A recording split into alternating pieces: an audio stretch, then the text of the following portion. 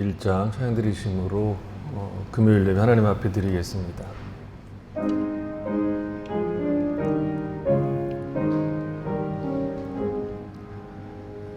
만복의 근원 하나님, 온 백성 찬송 드리고 저 천사여 찬송하세. 찬송 성부 성자 성령 아멘.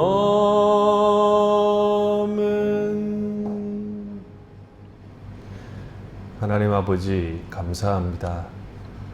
저희들이 함께 모여서 주님을 찬양하고 예배드릴 수 있도록 우리를 불러주셔서 감사합니다. 지난 1년 동안 저희들이 이렇게 얼굴을 대면하고 예배를 드리지 못했다가 이 귀한 시간에 저희들이 함께 얼굴을 대하고 한자리에 모여서 찬양하고 경배하도록 우리를 불러주시고 지켜주셔서 감사합니다. 하나님의 이름 앞에 저희들이 모여있사오니 그 이름을 즐거워하게 하시고 찬양하게 하시고 하나님께서 우리 허락하신 은혜로 우리 영혼이 마음껏 기뻐하는 복된 시간 되도록 축복해 주시옵소서. 예수님의 이름으로 기도했습니다. 아멘. 28장 찬양 드리겠습니다.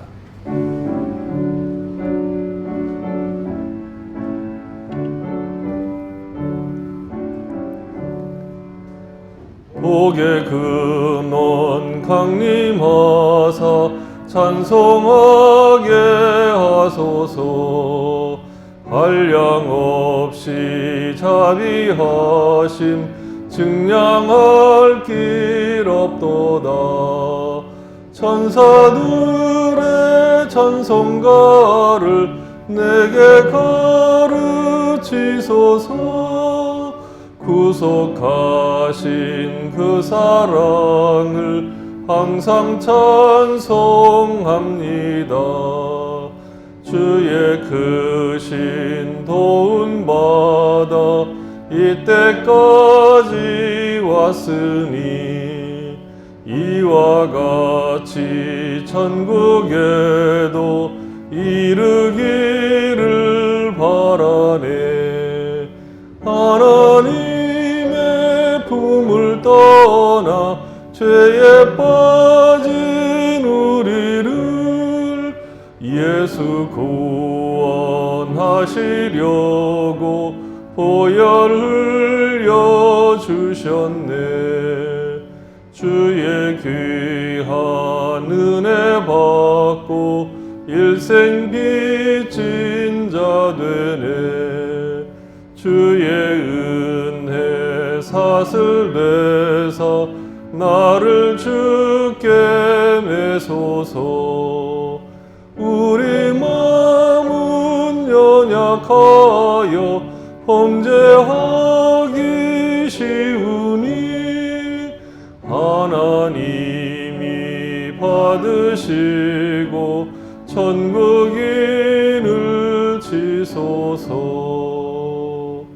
아멘. 교동문 제46문입니다. 교동문 제46문. 하늘에 오르사라는 말은 무슨 뜻입니까?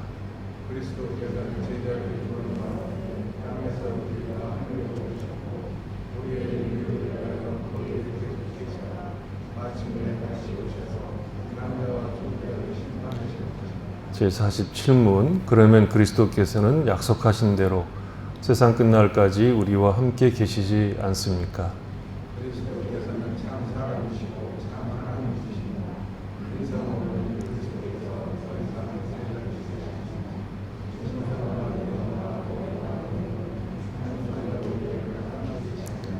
더 이상 제48문. 그리스도의 신성은 있는데 거기에 인성이 없다면 그리스도의 두 본성이 서로 분리되어 있는 것이 아닙니까?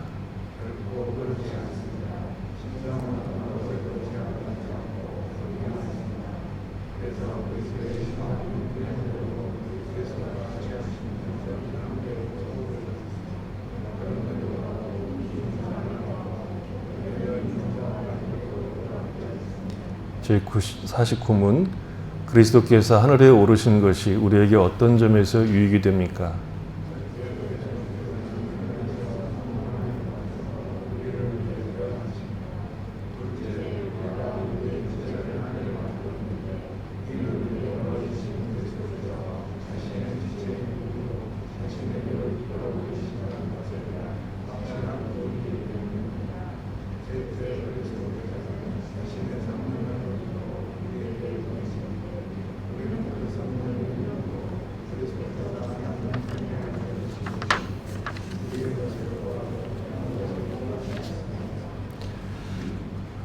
사도신경으로 신앙 고백드립니다. 나는 전능하신 아버지 하나님 천재 창조주를 믿습니다. 나는 그의 유일하신 아들 우리 주 예수 그리스도를 믿습니다. 그는 성령으로 잉태되어 동정녀 마리에게서 나시고 본디오 빌라도에게 고난을 받아 십자가에 못 박혀 죽으시고 장사된 지 사흘 만에 죽은 자 가운데서 다시 살아나셨으며 하늘에 오르시어 전능하신 아버지 하나님 우편에 앉아 계시다가 거기로부터 살아있는 자와 죽은 자를 심판하러 오십니다. 나는 성령을 믿으며 거룩한 공교회와 성도의 교제와 죄를 용서받는 것과 몸의 부활과 영생을 믿습니다. 아멘. 413장 찬양드리겠습니다.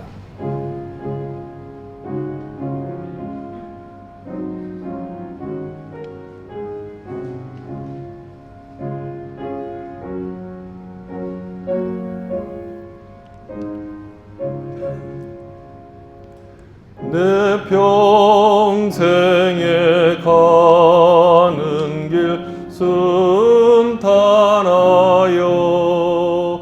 늘 잔잔한 강 같은지 큰 풍파로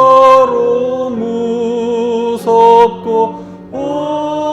어렵든지 나의 영혼은 늘 편하다.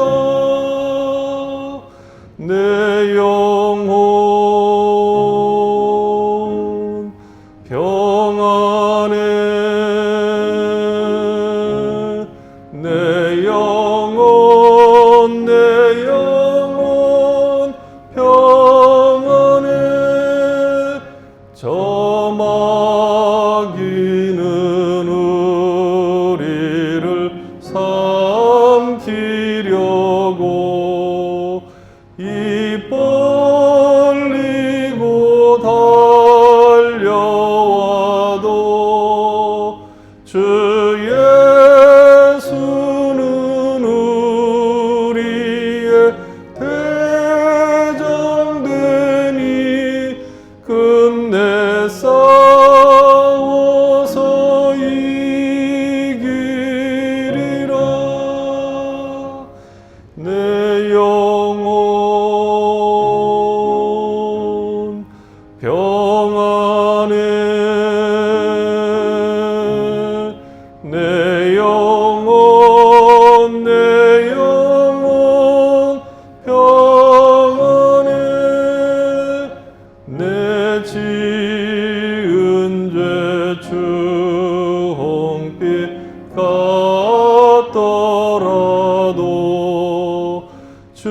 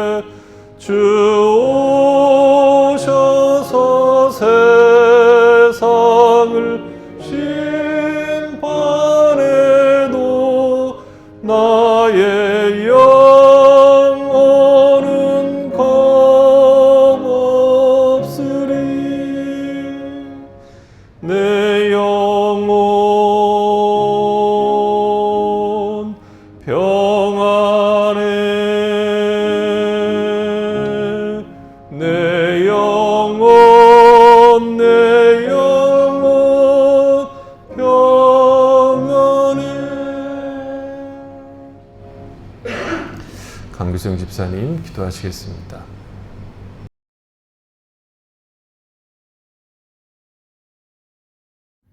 오늘도 저희에게 이 하루를 허락하시고 주님 앞에 나와 예배드릴 수 있게 하심을 감사드립니다. 저희를 구원하여 자녀 삼아 주시고 저희 삶이 아버지의 영광 아래 그리스도와 함께 동행하게 하심을 감사드립니다.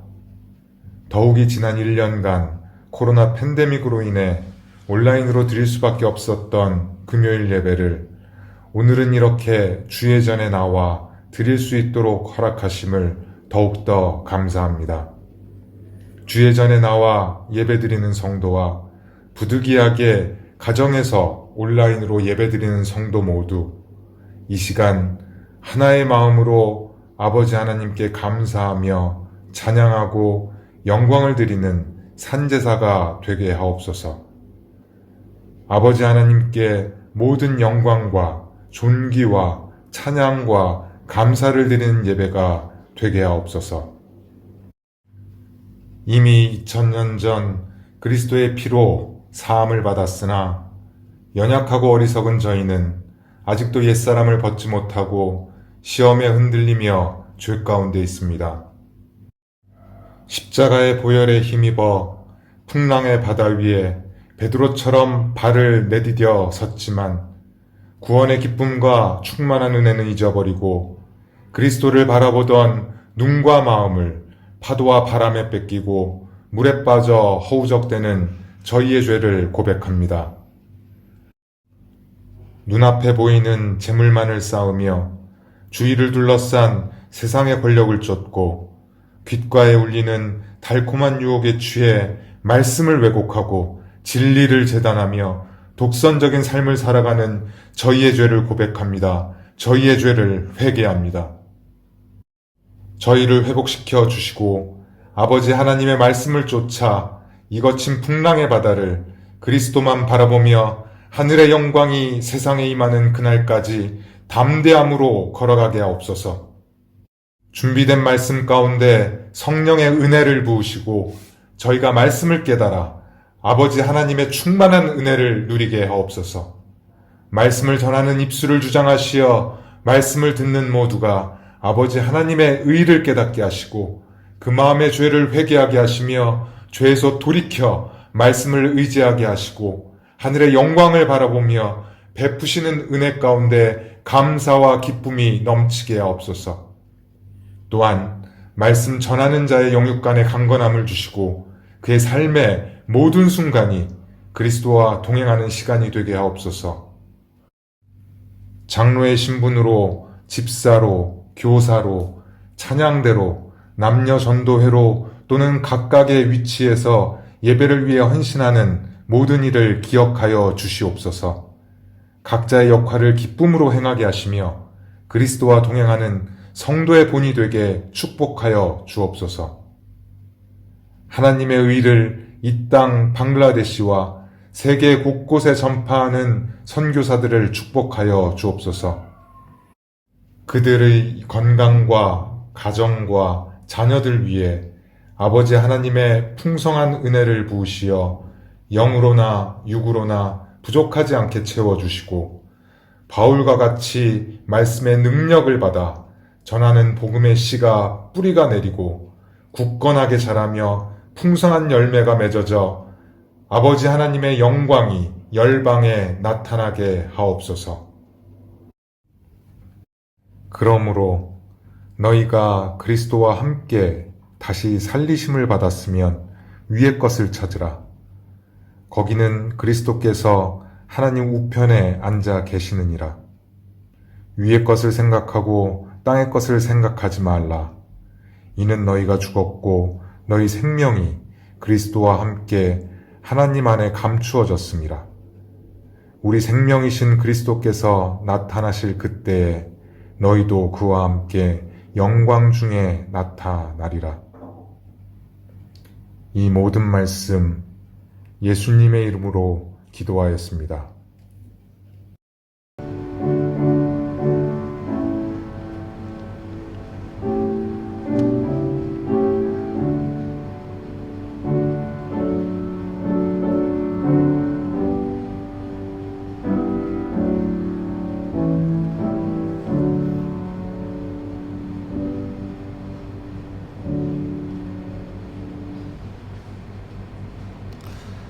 성경 말씀 보겠습니다. 에베소서 5장 5절로 7절입니다.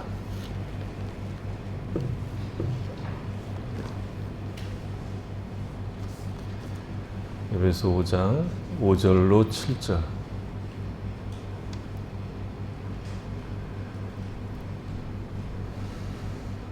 같이 읽어보겠습니다.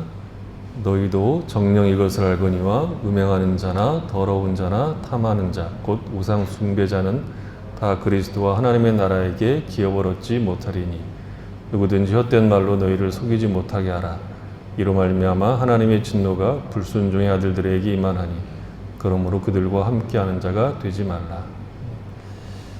시는 우리 전상철 집사님 사명이라는 찬송을 이제 하겠습니다.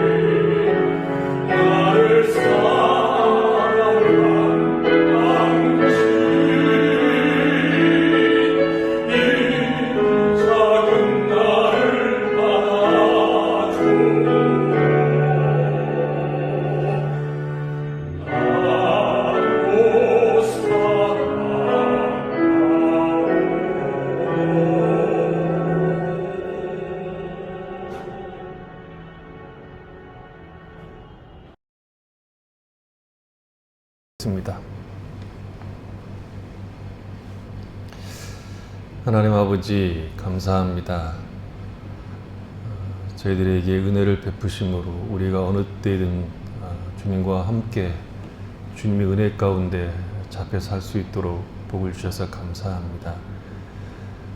우리가 연약하고 실수해도 또 실패해도 언제든 다시 일어나서 하나님의 은혜를 구하고 그 앞에 나가서 다시 잘 살 수 있도록 힘을 주셔서 참으로 감사합니다.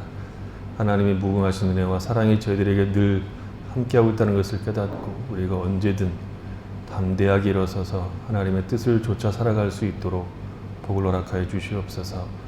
지난 1년간 우리가 온라인 예배를 드리면서 우리의 신앙이 어떻게 변했는지 또 어떤 자세로 주님을 섬기고 있는지 우리 각자 자신들을 돌아보고 진보했는지 아니면 안일에 빠졌는지 우리 자신들을 돌아보고 다시 힘을 내어서 주를 섬기고 주를 기뻐하는 자리로 나갈 수 있도록 은혜를 허락하여 주시기 원합니다.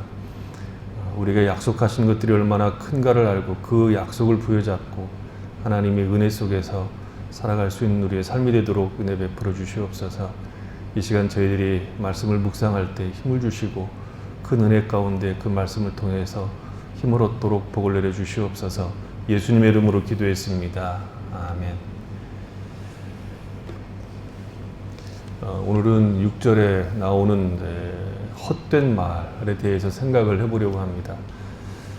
헛된 말이라고 하는 것은 앞에서 이미 이야기한 내용들이라고 말할 수 있겠죠. 신자들이 해서는 안 되는 것, 입에 올려서 안 되는 것들, 3절에서 말하는 것처럼 그 이름조차 불러서도 안 되는 것들을 말하는 것이겠죠.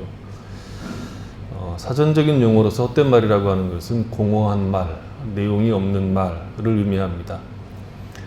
천박하고 판단력이 부족한 말, 그런 말들을 우리가 헛된 말이라고 얘기하죠.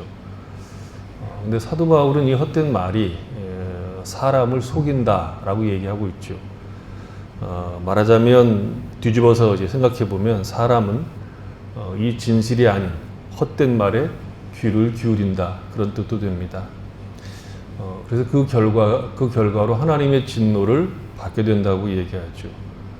그러니까 헛된 말이 가진 결과, 헛된 말에 귀를 기울인 그 결과가 하나님의 진노라고 하면 이 헛된 말은 가벼운 것이 아니라 중한 내용을 담고 있다는 것을 알 수가 있습니다.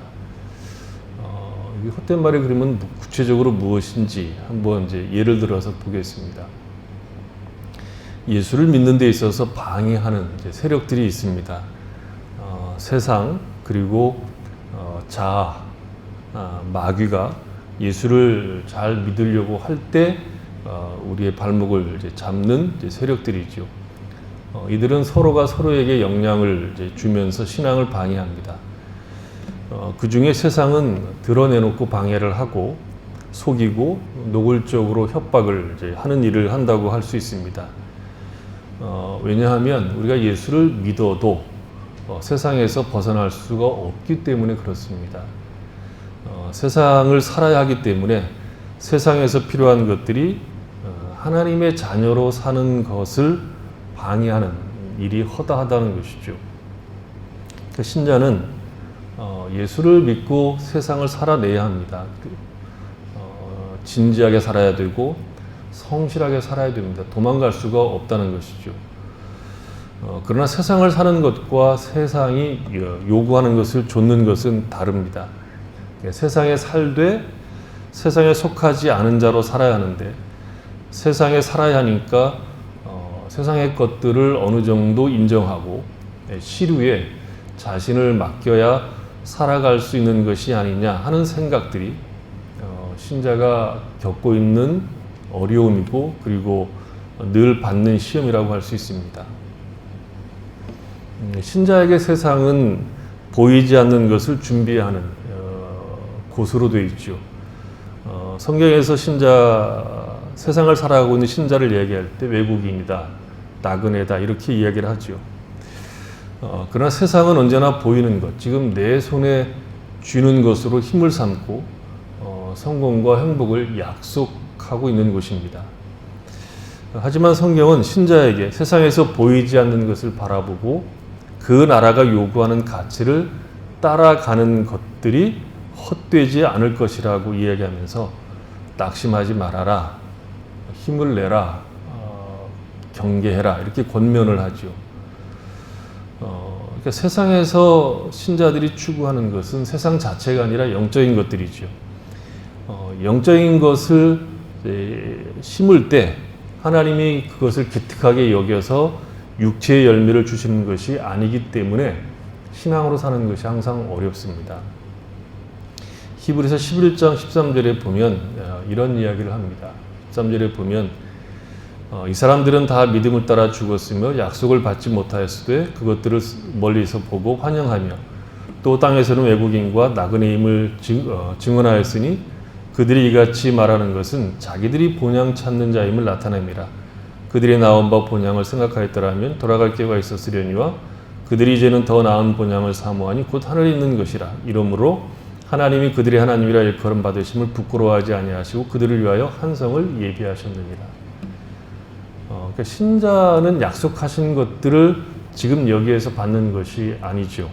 그것들을 멀리서 보고 확신하고 끌어안고 살아가고 있는 중입니다. 13절을 다른 성경으로 읽어보면 이렇습니다. 지금 내가 열거한 이 사람들은 하나님께서 약속하신 것을 다 얻은 뒤 죽은 것이 아닙니다. 그들은 단지 그 약속이 자기 앞에 다가오고 있는 것을 기쁨으로 기다렸습니다. 그들은 세상이 참 고향이 아니고 다만 자신들은 잠시 이 땅에 나그네로 와 있는데 불과하다는 것을 알고 있었습니다. 그 땅에서는 외국인과 나그네로 사는 것이죠. 그러나 그런 삶이 고달프기 때문에 세상에 살면서 만나는 현실 때문에 내가 오늘 신자로 살아가야 하는 일을 타협하는 일이 생긴다는 것이죠. 우리가 마주하고 있는 오늘 현실을 영혼을 준비하고 약속하신 것들을 바라보고 확신하고 끌어안고 살아가는 것을 흔들어서 믿음을 타협하게 하도록 우리를 유혹하는 말 그리고 사상을 헛된 말이라고 얘기하는 겁니다. 이 헛된 말, 이 헛된 속임수가 맨 처음 걸고 넘어지는 것이 죄의 문제입니다. 죄라고 하는 이 문제는 이제 사회적인 것들이 있고 작게는 개인적인 차원에서 우리를 무너뜨리고 속이는 것들이 있습니다. 사회적이라고 하는 것은 과거에는 죄였는데 지금은 아니라고 하는 것들이죠. 성경은 뭐 그것이 언제나 어느 시대나 죄라고 지적하고 있는 것을 현대인들은 이제 우리가 성숙하고 있기 때문에 지금은 죄가 아니라고 말하고 있고 그런 주장들에 대해서 신자나 교회도 성경이 말하는 내용에 대해서 재해석해서 죄가 아닌 것처럼 말하기 시작하는 것들이 우리를 속이고 있는 헛된 말입니다. 현대인들의 가장 큰 문제는 교만이죠. 그러니까 성경조차도 과거로부터 전통적으로 해석한 내용들이 현대인, 그러니까 과학이 극도로 발달한 현대에 살고 있는 현대인의 관점으로 보면 틀렸다라고 생각을 하는 거죠. 그러니까 기독교를 비롯해서 종교라고 하는 것은 과학이 발달하지 못할 때 인간이 무엇인가를 의지하려고 만들어낸 미신이거나 혹은 반지성적인 것이라고 보는 것이죠. 그 결과 성경에서 말하는 기준들이 영원하지 않다라고 얘기합니다. 과학의 발달로 성경이 말하는 진리는 참된 것이 아니라고 판명되었다라고 얘기하고, 그럼 성경의 가치가 뭐냐는 개인의 신념으로 신념을 견고하게 해주는 가치로 이제 성경의 가치가 있다 이렇게 얘기하죠. 그 중에 가장 대표적인 것, 우리가 쉽게 이야기할 수 있는 가장 대표적인 것이 성문제입니다. 성경은 창조부터 시작해서 지금까지 오직 한 남자와 한 여자의 결합을 지지하고, 부부라고 하는 것은 한 남자와 한 여자가 한 몸을 이루는 것을 말합니다. 하지만 오늘날 어떻게 이야기를 합니까? 결혼을 사랑하는 사람들의 결합이다 이렇게 이야기를 하죠. 남자가 남자를 좋아하든 여자가 여자를 좋아하든 그것은 죄가 아니라 자연스러운 인간의 본능이라고 얘기합니다. 더 심한 것은 인간은 태어날 때부터 남성과 여성이라고 하는 두 성으로만 결정되는 것이 아니라 내가 어떤 성을 취할 것인가를 내가 내 자신에 대한 정체성을 이해할 때 결정할 수 있다 이렇게 얘기하는 거죠. 그러니까 성을 남성과 여성이 결정돼서 태어나는 것이 아니라 내 자아가 성숙했을 때 내 성을 내가 결정할 수 있다 하는 것이죠. 그러니까 남성과 여성은 타고난 것이 아니라 내가 결정할 문제라고 보는 거죠. 내가 비록 겉모습은 남성으로 태어났지만 내가 여성이라고 생각하면 나는 여성이라는 거죠. 성전환 수술을 하지 않아도 남성인 내가 여성이라고 생각하면 여성이라고 인정해 줘야 되고, 그런 사람들이 지금 여성 스포츠계에 진출해서 여성들을 박살내고 있습니다. 일각에서는 나는 태어날 때부터 소아성애자이기 때문에 그것을 죄라고 할 수 없다고 주장하는 것이 논리적으로 힘을 얻고 있는 것이죠. 그러니까 성을 내가 결정한다고 하면 내가 태어날 때부터 소아성애자라고 하는 것이 왜 틀리냐 이거죠. 이건 맞는데 이건 왜 틀리냐라고 얘기할 때 반박할 어떤 논리가 없는 거죠. 그러니까 내가 하고 싶어하는 모든 본능들은 자연스러운 것이기 때문에 죄가 아니다라고 논리를 펴고 있고 그것이 힘을 얻고 있습니다. 그래서 오늘날 가장 심각한 문제는 죄가 사라지고 있는 것이죠. 죄인이라는 말을 하는 것은 인권을 침해하는 것이라고 하는 주장까지 하게 되고 있죠. 그러니까 죄인이 아니라 어떤 질병을 앓고 있는 것이고 혹은 기질이 다를 뿐이지 문제가 되지 않는다라고 이야기를 합니다. 물론 사람마다 기질이 다르죠. 좋아하는 것이 다 다릅니다. 어떤 본능적 충동에 있어서도 분명한 차이가 있습니다. 그렇게 차이가 나게 태어난 것을 마음대로 표현하는 것이 정당한 것이고, 자기 속에 본능적으로 가지고 있는 그 본능을 그대로 드러내지 못하고 있으면 그것은 자기의 존재와 인격에 손상을 주고 있는 것이라는 주장들을 합니다. 그것을 이제 법적으로 규정하려고 하는 것이 인권 탄압이라고 말하고 있는 거죠. 인권은 기독교적 가치 위에서 발전해온 중요한 개념이지만 오늘날 인권은 본능대로 살 수 있는 권리까지 이제 주장하고 있는 것입니다. 왕이 없어서 소견에 옳은 대로 행했다라고 얘기하는 것은, 왕이 없다는 것은 기준이 없다는 뜻입니다. 기준이 없으면 죄가 없는 거죠. 기준이 사라지면 죄라고 하는 것이 없는 거죠. 테니스를 치는데 가장 방해되는 것이 네트인데 그 네트가 걸리적거리니까 네트를 없애고 쳤더니 이제 라인이 걸려서 줄을 확 지워버렸더니 테니스를 칠 때 축구장만한 넓이에서 테니스를 이제 치게 되는 거죠. 그렇게 지금 가고 있는 겁니다. 그래서 죄를 죄라고 하면 인권을 탄압하는 것이니까 못하게 하자 하는 사상과 법들이 오늘 우리가 살고 있는 세상을 지배하고 있고, 신자는 그 세상 속에서 진리를 따라 살아야 되는 어려움을 겪고 있는 겁니다. 이것은 비단 성문제에서만 나타나는 것이 아니라 모든 범죄에서 나타납니다. 내가 범죄를 저지른 것은 내 정신 상태가 건전치 못해서 한 것이니까 그것을 범죄라고 말할 수 없다. 내 자아가 온전한 상태에서 결정한 것이 아니라 내 자아가 온전치 못한 상태에서 결정한 것이니까 그것은 죄가 아니라 병이라는 것이죠. 그래서 감옥에 가는 것이 아니라 병원으로 가는 일들이 비일비재하게 벌어지고 있습니다. 질병 때문에 일어난 일이기 때문에 책임이 나에게 없다는 것이죠. 기독교 일각에서도 이 문제를 죄라고 하지 말자라고 동조하고 있습니다. 세상은 그만큼 굉장한 힘을 가지고 우리를 지배하려고 하죠. 이런 주장들을 정치적 용어로는 PC라고 얘기합니다. 죄가 사라지면 어떻게 됩니까? 복음이 설 자리가 없습니다. 이렇게 말하면 복음이 그 정도밖에 안 되냐? 복음은 사랑이 있지 않느냐? 물론 사랑이 있지요. 그러나 그 사랑은 항상 죄에서 우리를 구속하신 사랑입니다. 죄가 빠진 자신이 하나님의 영광에 이룰 수 없는 존재였다는 것을 알지 못하거나 인정하지 못하는 복음이란 아무런 의미가 없는 복음입니다. 능력이 없는 복음입니다. 복음을 예수 그리스도라고 얘기하는데, 우리가 복음을 예수 그리스도라고 얘기할 때 이런 질문을 던질 수밖에 없습니다. 예수 그리스도가 복음이라고 하면 예수님은 왜 사람의 몸을 입고 이 땅에 오셨고 왜 고난을 당하셨고 왜 십자가에서 죽음을 당하셨는가 하는 것을 당연히 질문해야 되죠. 그것에 대한 답이 무엇입니까? 우리의 죄를 대속하기 위해서, 우리가 받아야 될 죄의 형벌을 대신하여 받기 위하여, 우리가 치러야 될 죄값을 대신 치르기 위해서 우리와 똑같은 몸을 입고 이 땅에 오신 것이고 십자가에서 죽으신 것이다 라고 밖에 말할 수 없습니다.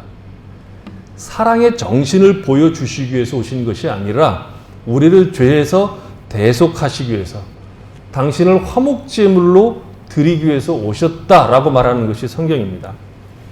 우리는 지금 어떤 세상에 살고 있는가를 잘 알고 있을 필요가 있습니다. 죄에 대해서 감각 없는 자로 살아가도록 만드는 세상 속에 우리가 있다는 거죠. 헛된 말로 속이는 곳에 우리가 있습니다. 거룩을 추구하는 것이 아니라 본능을 따라 살도록, 인간은 짐승에 불과한 존재로 여기도록 부추기는 헛된 속임수가 난무하는 세상에 살고 있습니다. 이 차원, 그러니까 세상적 차원의 헛된 속임수는 우리가 뒤에 가서 5장쯤 가면, 6장쯤 가면 더 많이 얘기할 것입니다. 그러면 개인적인 차원에서 죄가 우리를 공격하는 내용은 무엇인가 하는 것인데, 가장 쉽게 얘기하면 이런 것이라고 얘기할 수 있습니다. 세상을 어떻게 하나님만 위하고 하나님이 하라는 대로만 할 수 있느냐. 성경대로 살면 세상을 살 수 없다라고 마음 깊은 곳에서 우리가 정당하게 반항한다는 거죠. 예수를 믿어도 어느 정도는 있어야 한다라고 주장하는 것들이 있습니다. 좋은 신자지만, 아주 신실한 신자지만 대학도 못 나온 사람을 내가 장로라도 선뜻 사유로 삼는 것이 불편한 것이죠. 자식을 결혼시킬 때, 아니면 결혼이라는 것을 전제로 아이들을 교육할 때 좋은 신자가 가장 중요한 덕목이 아니기 때문에 예수를 믿어도 어느 정도 세상에서 알아주는 것들을 가지고 있어야 힘을 쓴다고 말하죠. 그러니까, 하지만 기독교가 예수를 믿으면 세상 것으로 치부할 수 있다고 약속한 적은 없습니다. 그래서 지금 우리가 만약 세상과 타협하고 살고 있다면 헛된 말에 속고 있는 것이고 헛수고하는 것이죠. 인생이라는 것을 한번 가만히 생각해 보십시오. 하나님께서 순풍을 주느냐 역풍을 주느냐에 따라서 내가 준비한 것과 전혀 상관없이 누리기도 하고 고생을 하기도 합니다. 내가 얼마나 준비했느냐가 내 인생 전체를 좌우하지 않는다는 겁니다. 물론 열심히 준비해야 됩니다. 그러나 그것이 전부가 아니라 우리의 인생을 다루시는 하나님의 손길이 있다는 것입니다. 간증들을 한번 잘 들어보십시오. 간증들을 잘 들어보면 우리가 알 수 없는 기막힌 일들이 참 많습니다. 열심히 준비하고 실력을 갖추었는데도 불구하고 인생이 마음대로 되지를 않습니다. 내가 운전하는 차가 아무리 조심을 한다고 해도 사고 납니다. 나는 앞차하고 거리를 충분히 두었는데 뒤에 와서 박으면 어떡할 겁니까? 방법이 없는 것이죠.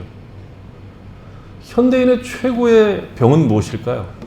피곤과 외로움이라고 심리학자나 사회과학자들이 얘기를 합니다. 하지만 신자는 세상이 하는 말들에 대해서 속을 필요가 없다는 거죠. 좀 나이가 드신 분들 한번 생각해 보십시오. 1970년대 별로 없네요. 1970년대 얘기하면 알아들을 분이 별로 없는데 손 들어 보실까요? 1970년대 얘기하면 뭐 알아듣겠습니까? 1970년대와 지금 우리의 삶이 나아진 것이 무엇인가 생각해 보면 좀 더 나은 집에 살고 좀 더 나은 환경에 우리가 살고 있는 것은 분명합니다. 그렇다고 우리가 살만하다고 만족하고 있는가? 아니죠. 좀 더 큰 집, 좀 더 많은 땅, 좀 더 큰 차, 좋은 어떤 것들. 그러니까 남들과 비교해서 더 나은 것을 가진 것들을 추구하고 자랑합니다. 그러니까 지금 우리는 다른 사람들과 경쟁하느라고 정신이 없는 것이죠. 바카사탕이라고 하는 영화인가요? 제가 그걸로 기억하고 있는데 기차가 오는 선로에서 둘이 서서 누가 더 오래 버티느냐 싸움을 하죠. 누가 더 담력이 세냐 이거죠. 싸움을 하는데 미친 짓이죠. 그것만큼 미친 짓이 어디 있습니까? 그 짓을 왜 합니까? 근데 우리가 지금 하고 있는 자랑이 그것과 너무 비슷하다는 것이죠. 헛된 말에 속아서 세상이 우리에게 주고 있는 것은 바쁜 것과 무정한 것과 외로움밖에 없는데도 우리는 더 그것을 찾고 구합니다. 무슨 의리가 있고 무슨 진정한 친구가 있는지 찾아보기 어려운 시대에 살고 있습니다. 우리 모두가 내가 너보다 더 잘나야 된다라는 경쟁밖에 없는 것이죠. 디모데전서 6장 한번 보겠습니다. 디모데전서 6장 3절인데요.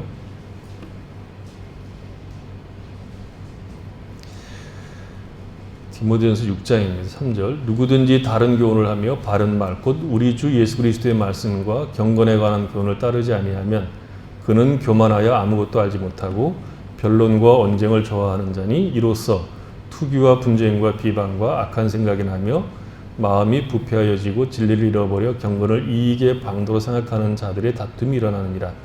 그러나 자족하는 마음이 있으면 경건은 큰 이익이 되느니라. 우리가 세상에 아무것도 가지고 온 것이 없으며 또한 아무것도 가지고 가지 못하리니 우리가 먹을 것과 입을 것이 있은즉 족한 줄로 알 것이니라. 부활해하는 자들은 시험과 올무와 여러 가지 어리석고 해로운 욕심에 떨어지나니 곧 사람으로 파멸과 멸망에 빠지게 하는 것이라. 돈을 사랑함이 일만하게 뿌리가 되나니 이것을 탐내는 자들은 미혹을 받아 믿음에서 떠나 많은 근심으로서 자기를 찔렀도다. 돈을 사랑하는 것이 일만하게 뿌리라고 얘기합니다. 돈은 필요합니다. 그러나 그것을 사랑하는 것은 다른 문제입니다. 돈을 사랑한다는 것은 돈으로 해줄 수 없고 하나님만 해줄 수 있는 것을 추구하는 것이 아니라 하나님이 해주지 않고 돈이 해주는 것을 요구하는 것이고 그래서 결과적으로 일만하게 뿌리가 된다고 말하는 겁니다. 돈을 탐내는 자는 여기서 진술된 것과 같이 자족하지 못하고 질투하고 회방한다고 말합니다. 정확하게 얘기하고 있죠. 우리 사회를 보면 이 문제는 아주 정확합니다. 자꾸 돈 있는 사람들이 죄인처럼 취급받는 사회로 가고 있죠. 그 질투와 회방이죠. 돈은 이 세상을 사는 동안에 반드시 필요합니다. 그러나 그것이 사랑의 대상이 되고 욕심을 내는 대상이 되면 마음이 부패해지고 진리를 잃어버려서 경건을 이익의 재료로 생각하는 자들의 다툼이 일어나게 된다는 거죠. 경건을 이익의 재료로 쓴다는 것은 무슨 뜻입니까? 예수를 잘 믿으면 잘 된다. 그렇게 생각하는 겁니다. 예수를 잘 믿으면 승진도 잘 되고 11조 하면 뭐 증권이 10배로 뛰고 뭐 그런다는 거죠. 신자에게 정말 필요한 것이 무엇일까요? 하나님입니다. 그것은 하나님이 무엇을 좋아하시고 기뻐하시는가를 생각하는 것입니다. 우리는 이런 생각을 합니다. 하나님, 제가 무엇을 제일 좋아하게 해요?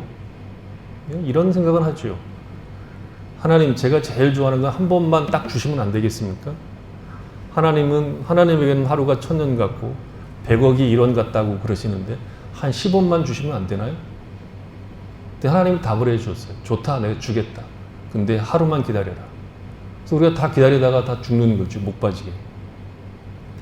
신앙은 내가 좋아하는 것을 하나님에게 요구하는 것이 아니라 하나님이 기뻐하시는 것을 내가 기뻐하는 겁니다. 디모데후서 3장 1절 5절입니다.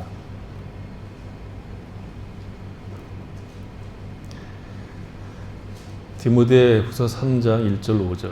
너는 이것을 알라. 말세에 고통하는 때가 이르러 사람들이 자기를 사랑하며 돈을 사랑하며 자랑하며 교만하며 비방하며 부모를 거역하며 감사하지 아니하며 거룩하지 아니하며 무정하며 원통함을 풀지 아니하며 모함하며 절제하지 못하며 사나우며 선한 것을 좋아하지 아니하며 배신하며 조급하며 자만하며 쾌락 사랑하기를 하나님 사랑하는 것보다 더하며 경건의 모양은 있으나 경건의 능력은 부인하니 이 같은 자들에게서 내가 돌아서라. 현대인들이 앓고 있는 그 모든 병의 원인을 스트레스라고 얘기를 하죠. 다른 말로 하면 신경성이라고 얘기합니다. 뭐 신경성 디스크도 있고 신경성 위염도 있고 뭐 잘 판단이 안 되면 다 신경성이라고 얘기하죠. 그래서 처방이 다 뭐죠? 스트레스 받지 말라고. 스트레스 받지 말라고 하는 것은 생각하지 말라는 것이고, 생각하지 말라는 것은 죽어야 되는 거죠. 그런 약이 있으면 대박이 날 겁니다. 스트레스 없애주는 약. 말세에 고통하는 때가 이른 겁니다. 인간은 자기를 사랑하고 하나님을 사랑하지 않습니다. 하나님을 사랑한다고 말은 하는데 내가 원하는 것을 얻기 위해서 하나님을 사랑한다고 말하고 있고 하나님에게 뇌물을 바치는 거죠. 내가 내 욕심을 채우기 위해서 경건의 능력을 부인하고 경건을 이익의 재료로 삼는 것이 우리의 신앙이기 때문에 고통을 당하고 감사한 것이 없다라고 말하고 있는 겁니다. 이런 생각을 해보십시오. 살아있는 사람 중에 존경하는 사람이 몇이나 있습니까? 얼른 꼽아보면 별로 없을 겁니다. 그러나 반대로 미워하는 사람을 꼽아보십시오. 손가락, 발가락 다 동원해도 모자랄 수 있습니다. 왜 우리가 여유가 없고 피곤하고 쉼이 없는 삶을 살까요? 경제적으로 부족해서 그런 겁니까? 세상을 좇고 있기 때문입니다. 하나님을 좇지 않아서 그러는 겁니다. 수고하고 무거운 짐을 졌으면 다 주님에게로 가서 주님의 멍에를 메고 주님에게 배워야 하는데 전부 세상으로 가서 세상이 줄 것처럼 세상에 아부하고 있기 때문에 피곤한 겁니다. 쉼이 없는 겁니다. 마귀가 예수님을 시험할 때 마지막에 한 시험이 무엇이었습니까? 나에게 절하면 천하 만국을 다 너에게 주겠다. 그랬죠. 그것에 대한 주님의 답이 뭐였습니까? 사탄아 물러가라. 기록되었을 때 주 너희 하나님께 경배하고 다만 그를 섬겨라. 그렇게 답했습니다. 우리는 세상이 우리에게 행복을 주고 힘을 주고 안정을 줄 것이라고 기대하고 있고 세상이 우리에게 만족을 줄 것이라고 기대하고 거기에 눈길을 주고 있지요. 그러나 주님은 나를 경배하고 나를 섬겨라. 그거하고 천하하고 비교할 수가 없다. 그렇게 얘기하고 있는 겁니다. 그래서 얘기했잖아요. 몇 번 얘기한 기억이 나는데 우리는 천하보다 귀한 영혼입니다. 천하하고 이 천하하고 우리 한 영혼하고 천칭저울에 올려놓으면 우리가 휙 기울어집니다. 훨씬 더 우리가 무겁습니다. 천하보다 귀한 영혼이기 때문에. 그래서 우리는 천하를 다 가져도 채울 수 없는 자들입니다. 우리를 채울 수 있는 것은 하나님 외에는 없습니다. 하나님을 경배하고 그를 섬길 때 비로소 인간은 반석 위에 산성 안에 살게 된다는 것이죠. 예수를 믿어도 세상에서 어느 정도는 있어야 한다. 그래서 하나님을 먼저 추구하기보다는 세상을 먼저 찾고 그 다음에 여유가 생기면 하나님도 찾았기 때문에 우리의 신앙이 이상하게 된 겁니다. 세상은 점점 다른 길로 가고 있죠. 우리도 그 속에 살고 있기 때문에 말씀을 마음을 다해 청종하고 순종하고 깨어 기도하지 않으면 어느 틈에 세상에 둥둥 떠 있는 자신을 발견하게 됩니다. 저는 이 구절이 참 경계가 되는 구절로 늘 이해가 됩니다. 누가복음 21장 34절인데 너희는 스스로 조심하라. 그렇지 않으면 방탕함과 술 취함과 생활의 염려로 마음이 둔하여지고 뜻밖의 그날이 덕과 같이 너희에게 임하리라. 세상은 우리가 생각하는 것보다 더 큰 힘을 가지고 있고 우리의 마음과 생각을 붙들어 낼 수 있는 실력을 가지고 있습니다. 우리가 세상을 살고 있기 때문에 세상에 대해서 깨어있지 않으면 우리는 세상이라고 하는 물결을 따라서 자연스럽게 흘러가게 되어 있습니다. 각주구금이라고 하는 사자성어가 있습니다. 중국에 있었던 일화죠. 어떤 사람이 배를 타고 가다가 실수해서 칼을 강물에 빠뜨렸습니다. 얼마나 다급했겠어요. 그래서 재빨리 그 떨어진 곳에 배에다 이렇게 표시를 해놨어요. 칼을 빠뜨린 곳에 표시를 해줬습니다. 그리고 배가 언덕에 멈추자 표시를 해놓은 곳에 물속으로 쑥 뛰어들어갔지만 찾을 수가 있습니까? 이미 강물도 흐르고 배도 흘러봤는데. 우리의 신앙이 그럴 수 있습니다. 그것을 지금 예수님은 생활의 염려로 마음이 둔하여지고 그렇게 표현한 거죠. 지금 우리는 돌이켜서 하나님의 말씀을 청종해야 되는데 마음이 세상 염려로 가득해서 어떻게 할 줄을 모릅니다. 공부를 못하는 사람들의 특징이 무엇인지 아십니까? 공부를 왜 못하게 해요? 공부할 마음이 없어서 공부를 못합니다. 뭐 간단하죠. 근데 공부를 못하는 사람들의 최고의 손은 뭔지 아십니까? 공부를 잘하는 겁니다. 공부를 못하는 사람들은 공부를 잘해보고 싶은 거죠. 근데 안 됩니다. 왜 안 되느냐면 3년 놀고 이제 공부하려고 해보니까 하루 이틀 가지고는 안 되기 때문에 안 됩니다. 하고 싶은 마음은 있는데 3년을 놀았으니까 3년을 해야 되는데 하루 이틀 가지고는 안 되기 때문에 포기하고 어려워하는 거죠. 사실은 그럼에도 불구하고 시작해야 이익인데 그 시작이 어렵습니다. 그래서 저는 성경이 없지만 이것을 성경에 집어넣고 싶습니다. 잠언 한 32장쯤에 집어넣고 싶은데 늦었다고 생각할 그때가 가장 빠른 때이다. 집어넣고 싶습니다. 신앙생활도 자꾸 미루면 안 됩니다. 오랫동안 생활의 염려에 묻히면 마음이 굳어집니다. 굳어진 그 마음을 녹이는 방법은 불로 지지는 것인데 그것을 징계라고 그러는 거죠. 하나님이 뜨겁게 합니다. 뜨겁게 화들짝 놀라게 하시죠. 하나님이 우리를 사랑하시고 우리를 자녀로 삼으신 것 때문에 자비와 용서를 무한히 베푸시고 우리를 불쌍히 여기시고 오래 참고 기다리시는 것 때문에 우리가 쉽게 죄를 지으면 안 되고 헛된 말에 넘어가서 생활의 염려 때문에 마음이 굳어지는 것을 방치해서는 안 됩니다. 어느 날 뜨거워질 수 있습니다. 세상에 살기 때문에 생활의 염려를 전혀 하지 않을 수는 없습니다. 그러나 그것이 우리의 마음을 사로잡도록 놓아줘서는 안 됩니다. 주님의 이 경고를 한번 들어보십시오. 마태복음 6장입니다. 마태복음 6장 24절 이하입니다. 우리는 이 성경을 잘 알고 있고 많이 들었는데도 잘 적용을 못합니다. 마태복음 6장 24절인데 한 사람이 두 주인을 섬기지 못할 것이니 혹 이를 미워하고 저를 사랑하거나 혹 이를 중히 여기고 저를 경히 여김이라. 너희가 하나님과 재물을 겸하여 섬기지 못하느니라. 그러므로 25절과 24절 사이에는 우리가 두 주인을 섬기지 못하면 굶어 죽습니다. 그렇게 반항하는 내용이 숨겨져 있습니다. 그래서 25절에 그러므로 내가 너희에게 이르노니 목숨을 위하여 무엇을 먹을까 무엇을 마실까 몸을 위하여 무엇을 입을까 염려하지 말라. 목숨이 음식보다 중요하지 아니하며 몸이 의복보다 중요하지 아니하냐. 공중의 새를 보라. 심지도 않고 거두지도 않고 창고에 모아들이지도 아니하되 너희 하늘 아버지께서 기르시나니 너희는 이것들보다 귀하지 아니하냐. 너희 중에 누가 염려함으로 그 길을 한 자라도 더할 수 있겠느냐. 또 너희가 어찌 의복을 위하여 염려하느냐. 들의 백합화가 어떻게 자라는가 생각하여 보라.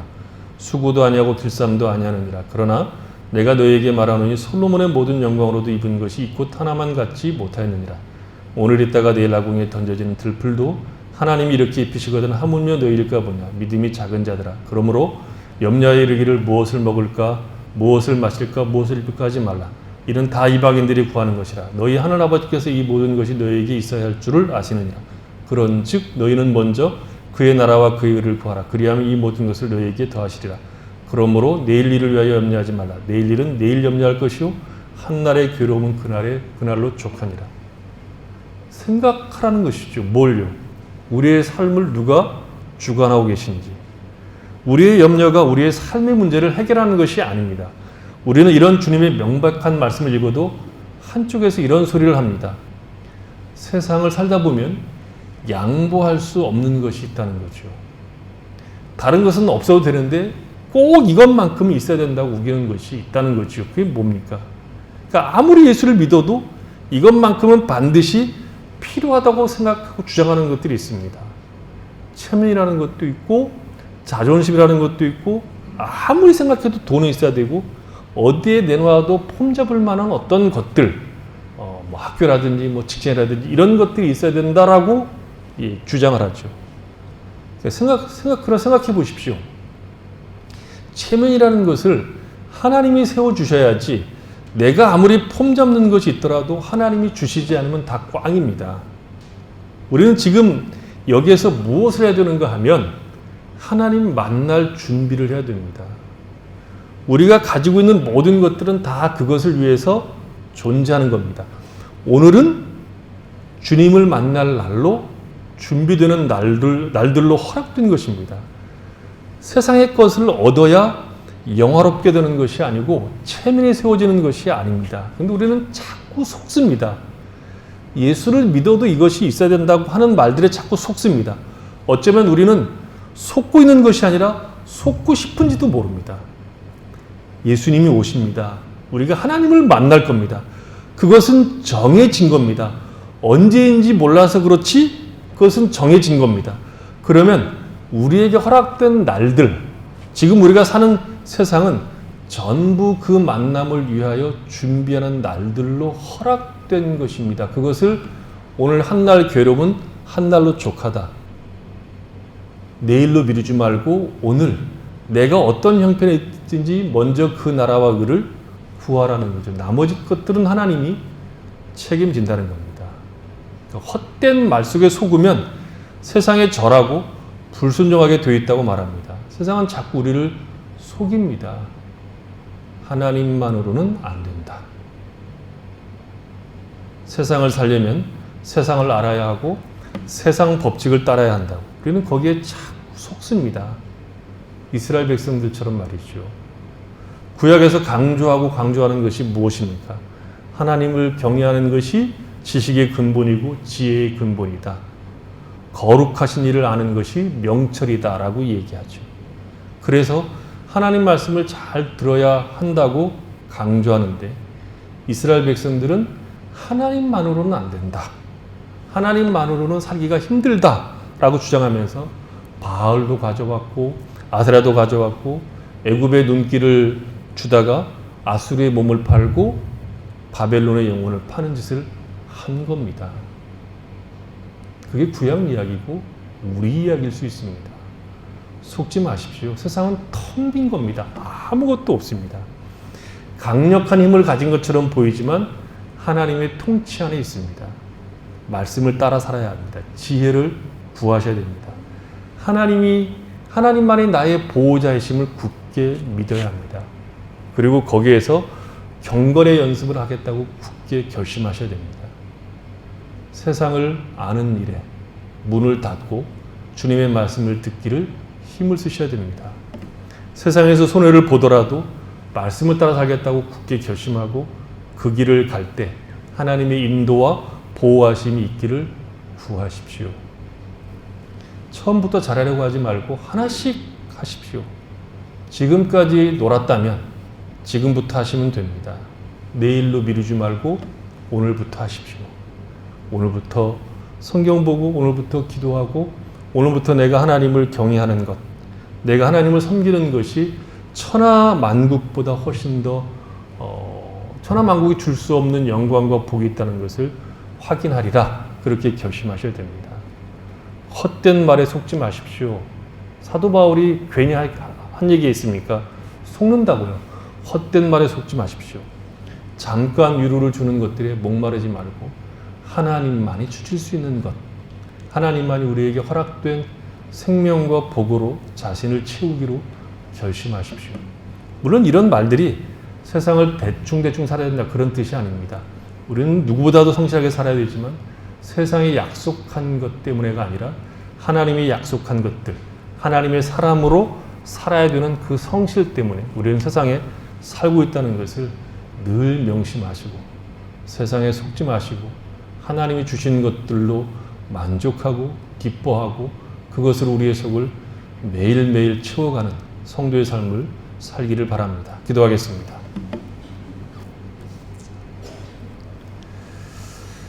하나님 우리 아버지 감사합니다. 우리가 헛된 말에 속지 않게 은혜를 베푸시기 원합니다. 세상은 우리를 속입니다. 죄를 가지고 우리를 속입니다. 죄의 낙으로 우리를 속이고 세상을 따라가면 행복이 있다고, 기쁨이 있다고, 우리의 자랑이 있다고 우리를 자꾸 속입니다. 그러나 하나님을 경외하고 그 하나님만 섬기는 것만이 우리의 지혜요, 지식이요, 우리의 산성인 것을 우리가 매일 배워갈 수 있도록 은혜를 베풀어 주시옵소서.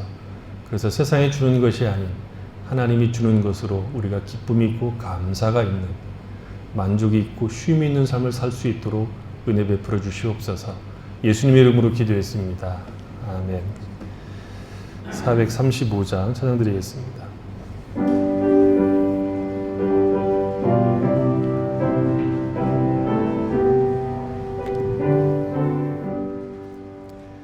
나의 영원하신 기여 생명보다 귀하다. 나의 갈 길 다가도록 나와 동행하소서. 주께로 가까이 주께로 가오니 나의 갈 길 다가도록 나와 동행하소서. 세상 부귀한 일함과 모든 명예 버리고 험한 길을 가는 동안 나와 동행하소서. 주께로 가까이 주께로 가오니 나의 갈 길 다가도록 나와 동행하소서. 어두운 골짝 지나가며 험한 바다 건너서 천국 문에 이르도록 나와 동행하소서. 주께로 가까이 주께로 가오니 나의 갈 길 다가도록 나와 동행하소서. 아멘.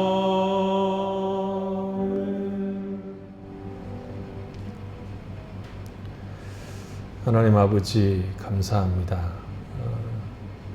우리가 이 땅에 살아가는 동안에 이 세상이 어떤 곳인지 늘 깨닫고 우리에게 주어진 모든 날들 동안 하나님을 만날 준비를 하는 날들로 채워가도록 은혜를 베풀어 주시기 원합니다. 우리가 세상을 성실하게 살되 세상이 주는 것들로 우리를 채우는 것이 아니라 하나님께 허락하신 은혜와 복과 생명으로 채워서 참된 쉼을 누리며 참된 평강을 누리며 승리하며 살아갈 수 있도록 복을 내려 주시옵소서. 이 귀한 시간 저희들이 함께 모여 예배드리고 귀한 예물을 주님 앞에 드리도록 복을 주셔서 감사합니다.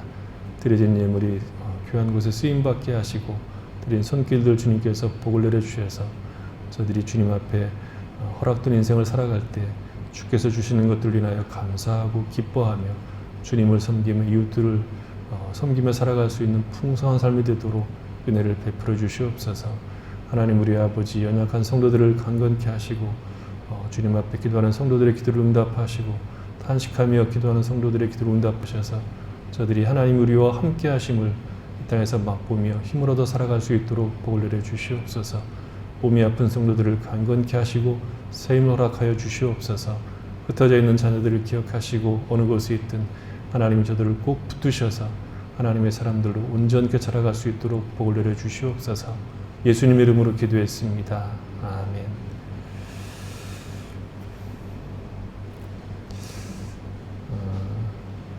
먼저 우리 이 시간에 인사부터 하겠습니다. 우리 김광수 장로님이 일단 한국으로 철수하시기로 했습니다. 또 오실 수도 있는데 일단 철수하시기로 했는데 장로님 잠깐 말씀하시겠습니까?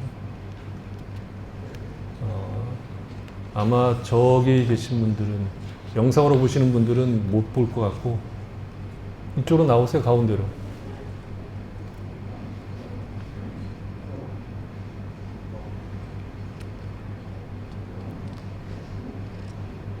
인명의 입장은 안 따라 나오세요? 이쪽으로 오세요. 강릉님.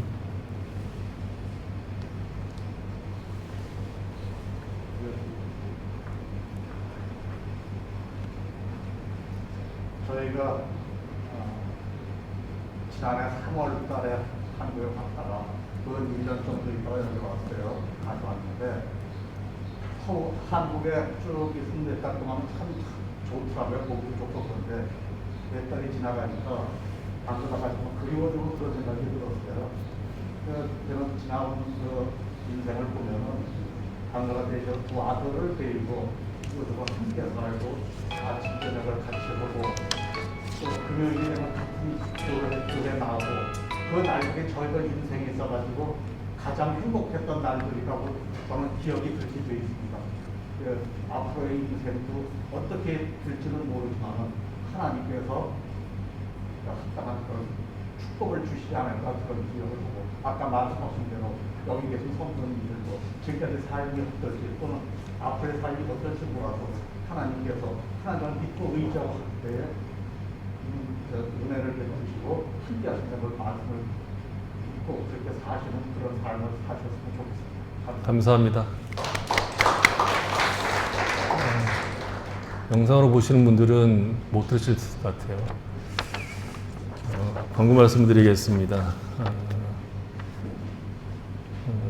오늘 영상으로 보신 분들은 영상 보신 소감을 좀 그 페이스북에다 글을 남겼으면 좋겠습니다. 잘 봤다, 좀 끊어진다, 뭐 이런 것들, 무슨 문제가 있다, 이런 것들을 좀 남겨주시면 우리가 이제 조치할 수 있으니까 그렇게 하고요.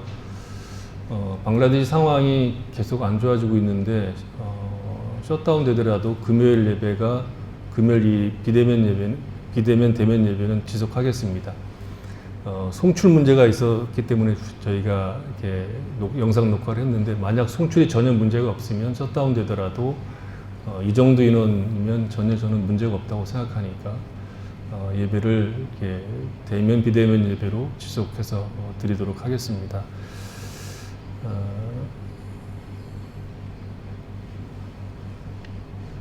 그리고 오늘 나오신 분들 계시고 못 나오신 분들 계신데 혹 못 나오신 분들 가운데 이런 분들이 계실 것 같아요.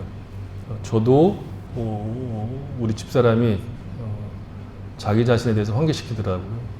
내일 금요일이야 막 그러더라고요. 그래서 금요일날 교회를 안 가봐가지고 1년 동안 잊어먹는다는 거죠. 그래서 오늘 분명히 잊어먹은 사람이 있을 거예요. 두 번째로는 나까지 가면 너무 많아서 이게 너무 많을까봐 나는 양보하겠다 그런 사람이 있을 것 같은데 양보 안 하셔도 됩니다. 많이 남았으니까 오셔도 되고. 세 번째, 이런 분들이 세 번째 이유는 이제 회개하셔야 되는데 너무 그 집에서 드리는 예배가 너무 좋아서 앞으로도 쭉 그렇게 드리시겠다 이렇게 되면 안 되고, 그런 분들은 가능하면 나오셔서 예배 드릴 수 있도록 그렇게 해주시기 바랍니다. 그러니까 이게 사람이 습관이 좀 무서운 것도 있는데 이제는 우리가 조금씩 움직여야 될 때가 됐으니까 움직여서 같이 예배 드릴 수 있었으면 좋겠습니다.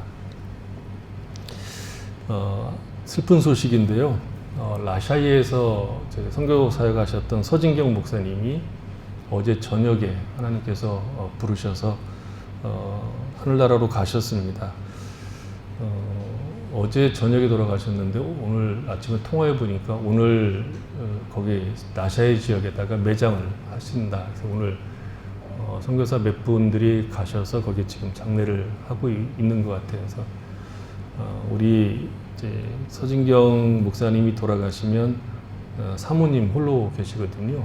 사모님만 홀로 남으시는데 여러분 기도 많이 주시고 혹 사모님이 다카에 오시면 위로의 말씀을 전하시고 사랑을 베풀어 주시기를 바랍니다. 5장 찬양드리겠습니다.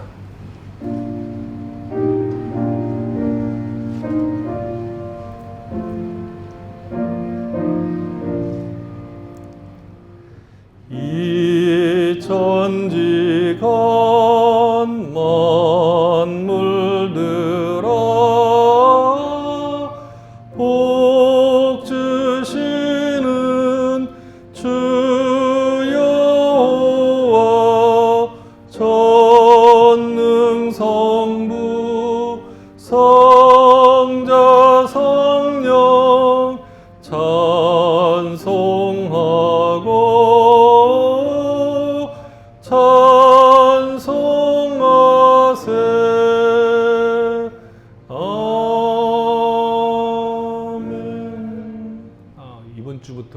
고난 주간입니다. 이번 주 고난 주간인데 주님의 고난 그리고 부활을 묵상하시면서 주님이 주시는 은혜를 누리는 한 주간 되시기를 바랍니다.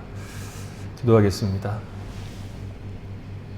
주 예수 그리스도 은혜와 하나님 아버지의 사랑하심과 성령의 교통하심이 우리가 헛된 말에 속지 않고 하나님만이 주실 수 있는 또 하나님께서 우리에게 허락하시는 생명과 진리로 채워서 우리의 삶이 세상 가운데서 참된 쉼이 있는 복된 삶을 살고 하나님께 감사하며 살아가기를 원하는 주의 사랑하는 모든 백성들과 그 가정과 삶의 터전 위에와 출타있는 성도들과 홀로 떨어져 있는 사랑하는 자녀들 머리 위에와 이 땅에서 구원을 기다리고 있는 수많은 영혼들과 저들을 위해서 수고하는 주님의 모든 귀한 종들과 그리고 이제 이곳을 떠나서 한국에서 새로운 삶을 살아야 하는 우리 장로님 그 가정과 그 머리 위에 지금부터 영원토록 함께 계실지어다. 아멘.